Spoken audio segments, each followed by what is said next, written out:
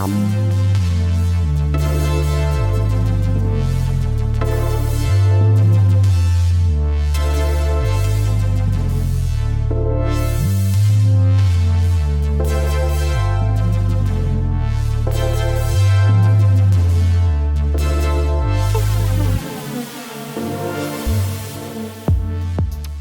I was approached by Colin Robson at Durham County Council to see if I wanted to do something with the pavilion to mark its 50th birthday this year. And he wanted something that was playful and transformative, and see if I could do something that would completely transform it. The fact that it's in the heart of a community, you're taking art and you're taking it to people where they live. You know, you're right next to people's houses, but actually being in the middle of a residential area like this, it just doesn't happen, and that's, you know, it's a privilege in a way to kind of do that. And it's interesting talking to people and their reactions as well, and their stories that connect with the sense of place as well, and so it's a very, very human environment because it's very connected with people.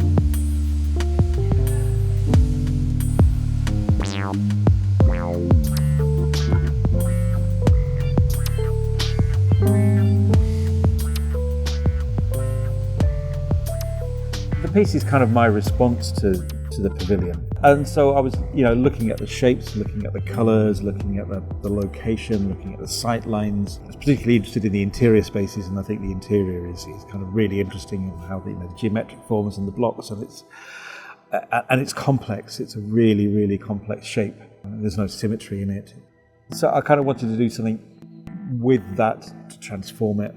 The Apollo aspect was interesting. The Apollo was always a working title for this because I'm on the Apollo Pavilion and it's kind of stuck.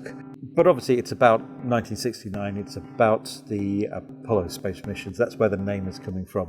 So one of the things I wanted to do was the entrance into it. I wanted to use a viewing point as an entrance, and it's purposely off-centre as well, looking at the off-centre geometry of the building.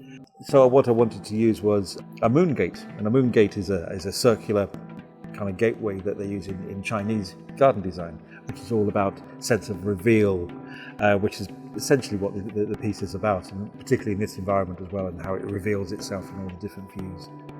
Well, it was completed in July, or we think just about July 1969. Obviously that coincided with what was probably the most exciting event of the 1960s, which was the Apollo 11 moon landing. Looking at the Earth from the surface of the moon is a different perspective on the Earth, of where we are, so to speak, the place we occupy.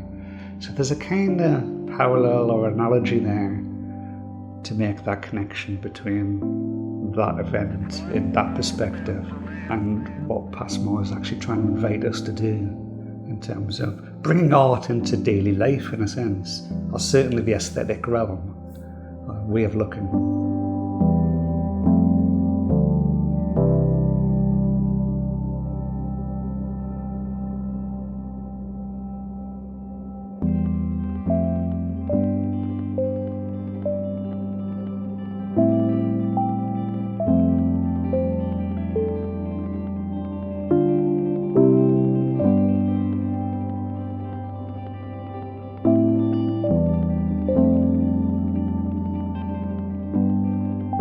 My name's Sarah Cooper. I'm an artist and an educator. I've been commissioned to work on this project to facilitate engagement with schools and young people in Peterlee.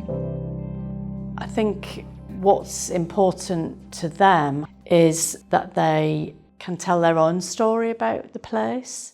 Any public artwork creates memory, it creates spectacle, it creates a connection.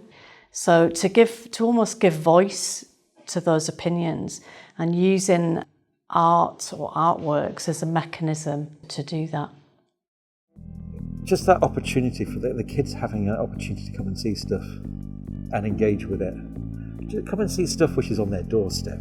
And that's that kind of unique opportunity. And this is it's celebrating 50 years, so it's a special event. And having that opportunity to kind of to really experience it and to learn a bit more about it and hopefully lock in a memory as being in 50 years time people will look back and go, do you remember when they did this to the pavilion? But also give them a sense that stuff like this can happen here as well. So if stuff like this can happen here, then they can do stuff like this and they can do anything. It doesn't matter where you live. That shouldn't hold you back.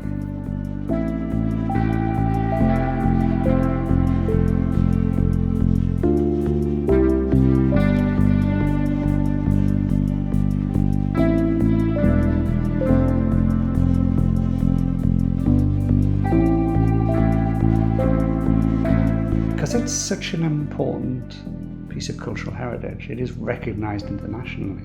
It does allow us to use it as a catalyst to creating works, projects, programmes of work like this. Our first thing is there are no right and wrong answers to what we're doing here. You just need to kind of explore it and follow the thread as it emerges. So what we're doing when we're going in with these kind of projects and bringing artists in is something quite different, and it just opens up the scope for the imagination and to be creative and to play.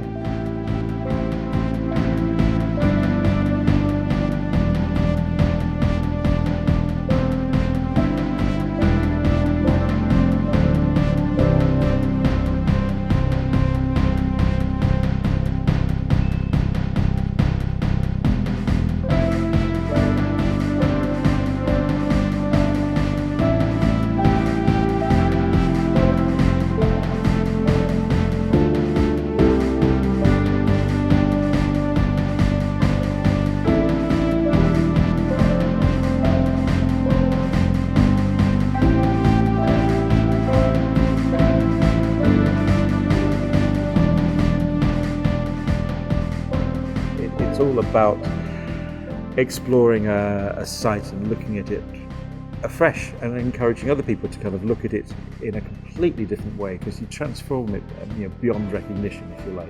It's not just about transforming the pavilion beyond recognition, it's about transforming the site that the pavilion sits in and this part of Peterlee. And so people see this little area completely differently. And that's kind of how I see this as being seen in 50, 100 years' time. And that's kind of the legacy that I'm looking at in terms of the story and the narrative of the area, is to have something where people could look back in 50 years' time or 100 years' time and going, little known fact, but, for 4 days, this thing was transformed in this kind of way. And I like that feeling, yeah.